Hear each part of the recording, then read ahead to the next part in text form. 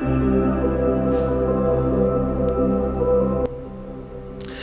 guys, want to welcome everyone back to Tractors, Trails, and Living Free. And since we've done so much and we have probably hours of content on this, I thought it would be good to go ahead and go back and do a rundown of everything we did to this. And we're going to kind of let you know at the end, like, how much did we have in all this work to turn this from a heavy-duty lawnmower to a serious garden tractor. So we're just going to kind of talk about some of the install points we have, maybe some notes we have, maybe comment about some of the comments on this. One of our viewers mentioned that now that we got the ag tires in the back on this, that we might not need to jack the tractor up to get that gearbox to clear there. Maybe. I don't know.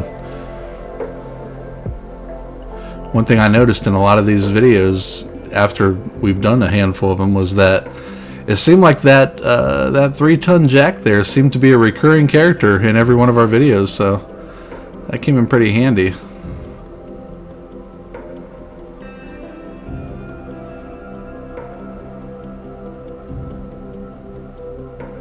It's probably a good thing we have this video, because if I need to put that mower deck on, I'll need to remember how to do that. Yeah, this frame extension, this was really easy to install. What a good product. Seems like it's well built. The fit and finish on it was perfect. One of our viewers mentioned that this is set up to where you could probably do this by yourself. I agree. Totally able to be done. But I had a helper, so I guess I wasn't struggling too much on the install, so appeared to be a good thing to do.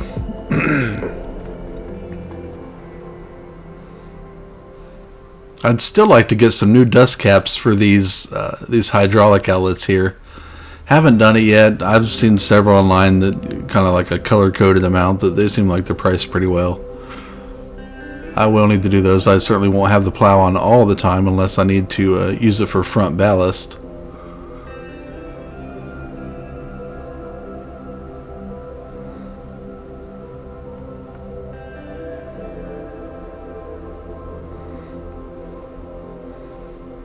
Yeah, that was a bear. I remember we had to take on so many nuts on this, and this was a little bit more work than I thought it was going to be, just taking the nuts off and stuff. I remember when we were trying to remount them back on. I don't know if it's just because of the height I had the jack at on the tractor or what, but getting those first couple threaded back in there were kind of a pain. I was really happy with the final result of these ones. I can't imagine having to do some of the snow plowing we've done with this turf tread. I don't think we would have gotten very far.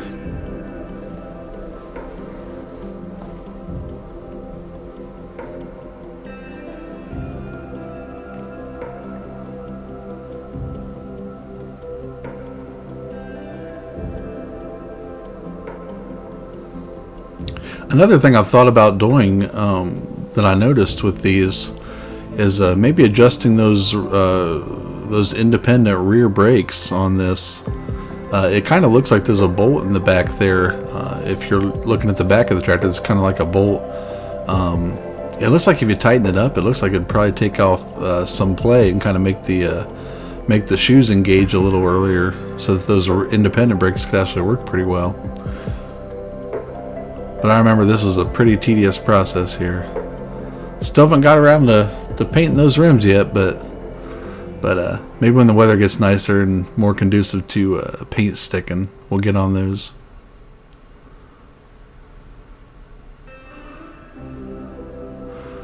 Yeah, the front wheels. This caused more heartache than I thought it would. With the one wheel getting stuck, I definitely was not expected. So we had one viewer comment that I think maybe even a couple of viewers comment that we probably didn't need to grease the axles themselves there, and maybe I shouldn't. Maybe I actually shouldn't have done it. You're probably right. You're probably exactly right. I just figured, we got two pieces of metal rubbing against each other. I didn't think it would hurt anything. I see exactly what you're saying about it attracting dust. That's fine. You're probably right. I don't know exactly what I need to do there, but they've talked about replacing the bearings on those. Yeah, that probably wouldn't hurt. But we did get them all back on there, so I guess next time.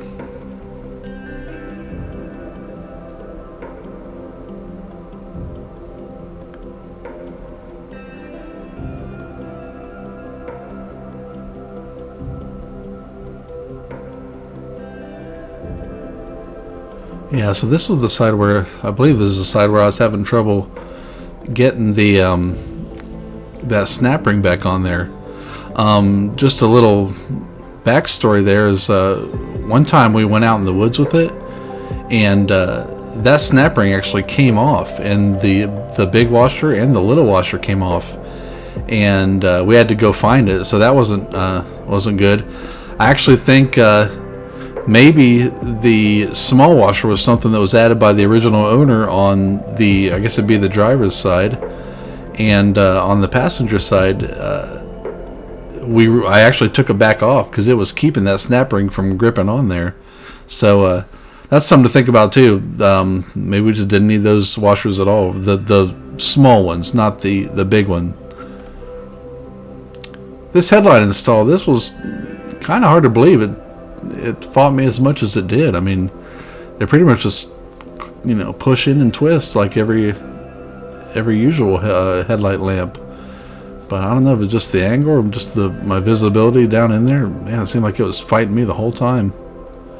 I'm pretty happy with these, but like I've seen on LED light changes with other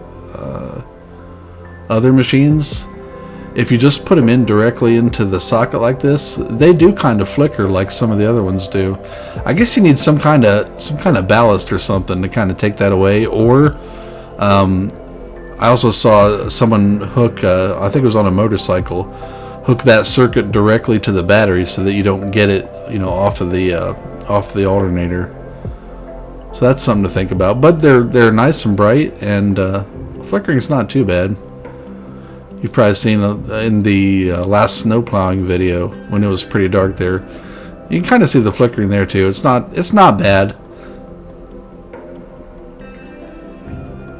Yeah, putting those tires on, that was a huge change there.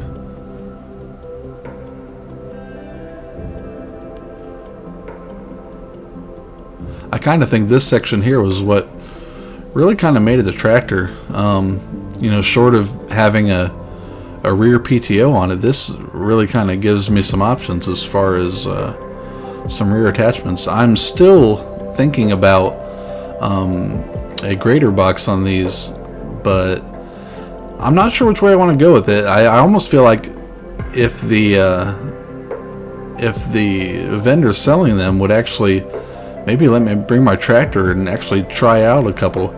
Because my thoughts are, this is a Category 1 hitch. My thoughts are that that I'd actually like to get the biggest one I can lift with this tractor and get it off the ground, because I do plan on buying a subcompact or compact tractor in the future, and I'd like to be able to use all the implements on both of them. So it's going to be a Category 1 one, and I've looked at like the 4-foot blades and the 5-foot blades, and I think you can probably lift them both. The 4-foot blade is with 4 scarifiers on it. Seems like a pretty good piece of equipment, and that probably wouldn't work too bad on a subcompact tractor. But I don't know. I guess until you get it, hook it on there, try to lift it, and then try to actually pull it through something that would resist it, such as dirt on a trail or gravel in a driveway or such. I guess you really don't know, what the proper size is. 5 might be too much for this, but I think that'd probably be ideal for the subcompact tractor. Just like I stated in the video itself, really all the effort in putting this 3-point hitch on was in installing that rock shaft. Once you get the rock shaft on, it's it's really nothing.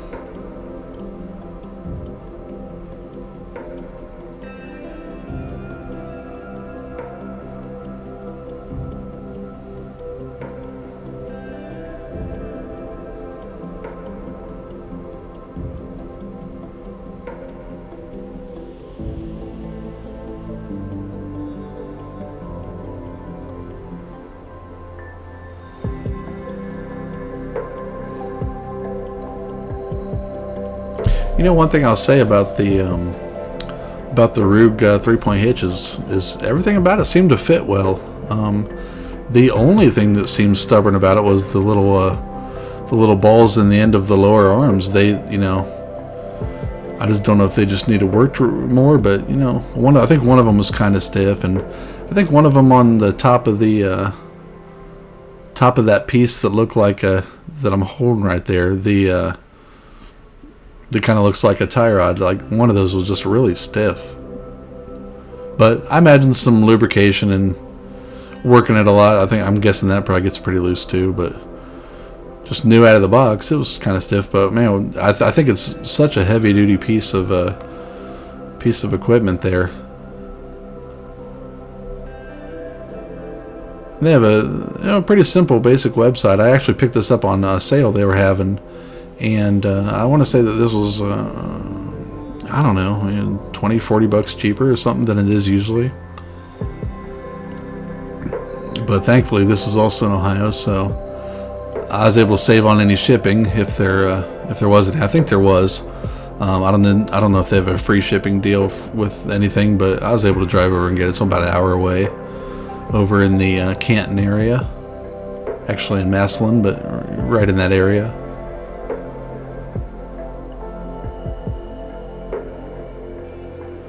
And of course, as you saw in some of our later videos, I did make the mistake of not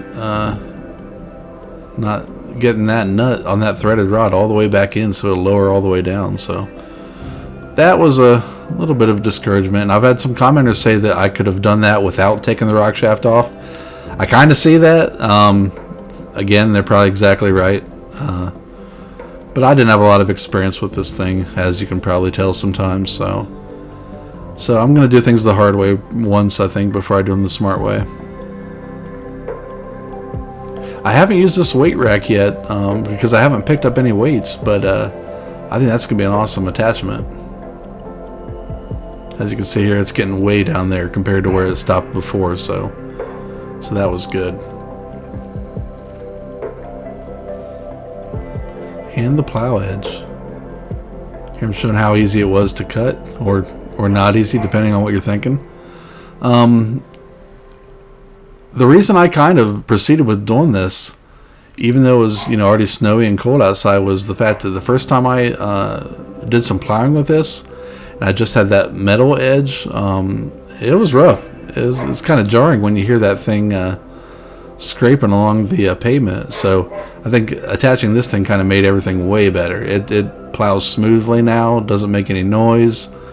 It just has a nice clean finish to it.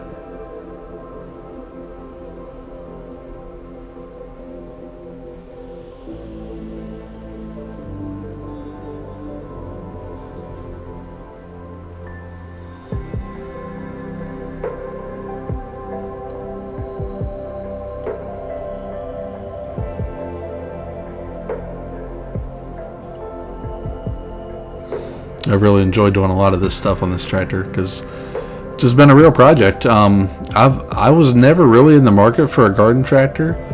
I was really kind of looking for a subcompact the whole time, but I just saw this come up at auction, and I kind of knew some things about them to where I thought this might be a good kind of a good placeholder until we can move up to something with a few more features. But I've really been happy with this. I think unless I was able to trade it in at a dealership, I think I'd probably still keep this for plowing, and I'm keeping the Husqvarna for mowing, but keep this for plowing and maybe some lighter work. So I may have to get a bigger building at some point, because it seems like I'm starting to plan on building up a herd of these things, so yeah, very happy with this hardware. Went in so well. I didn't know how that was going to fight me or not, especially when I thought that bar kind of looked like it was dipping down in the middle, but it seemed like everything lined up, so maybe it was just my eyes playing tricks on me.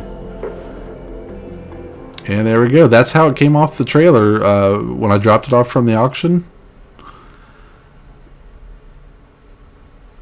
And again, this is with all the work we've done to it. Everything we did on it to make it the machine it is today. But as you can tell, it definitely has some salt on it. Needs washed and waxed once. But it's a real serious heavy-duty machine now. As is, it probably weighs, it's probably weighing around 1,600 pounds or so, and with the operator, it's probably getting up there close to a ton. You know, maybe 1850, something like that.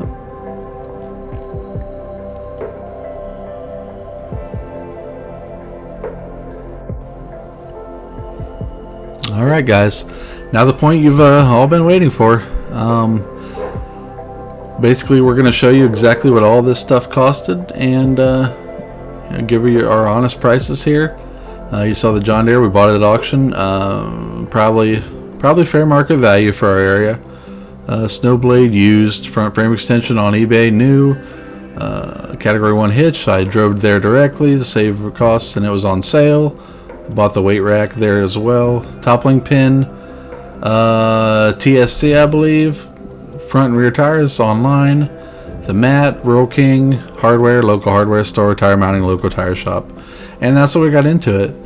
So, wanted to thank y'all for watching, and thank y'all for subscribing and such, and we'll see you next time on Tractors, Trails, and Living Free.